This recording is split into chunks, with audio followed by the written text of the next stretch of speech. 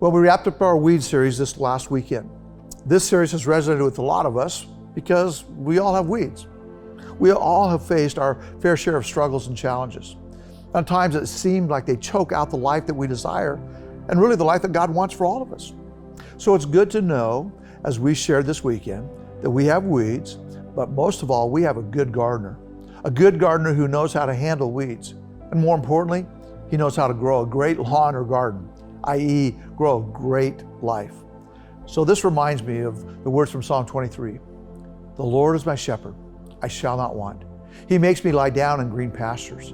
He leads me beside still waters. He restores my soul.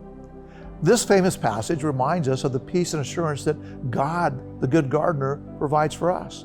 So just as a shepherd cares for his sheep, God's committed to caring for me and you. And so in the midst of my struggles, my weeds, he provides and leads me to places of rest and refreshment. He can restore my weary soul. But let's be honest, at times I still struggle. I struggle to trust in God's provision and guidance. And so I need to hear from Jesus himself. In Matthew 11, it's a great reminder for me.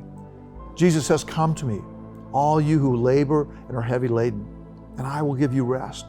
He says, "Take my yoke upon you and learn from me, for I am gentle and lowly in heart, and you will find rest for your souls." He says, "For my yoke is easy and my burden is light." So Jesus' words remind me, and hopefully you, that we don't have to deal with the weeds of life alone. Jesus himself invites me to bring my burdens to him, to yoke myself, to join with him, to trust and surrender. Again, he promises to give me rest for my soul. Now, trusting him, depending on his strength, that's when I find hope and help in my struggles. So be encouraged by this truth, that God can remove or redeem my struggles, because he has the power to remove the weeds that choke out our life. Even more exciting, he can redeem even the most challenging weeds in the circumstances of my life. That famous passage, Romans 8:28, assures us of this. And we know that for those who love God, all things work together for good, for those who are called according to his purpose. So my friends, in moments of doubt and frustration, cling to this promise. No matter how difficult or overwhelming our weeds, our struggles are, you and I can trust God is at work in all things, that he's shaping, he's transforming us, using our experiences to bring about good and fulfill his purpose in our lives.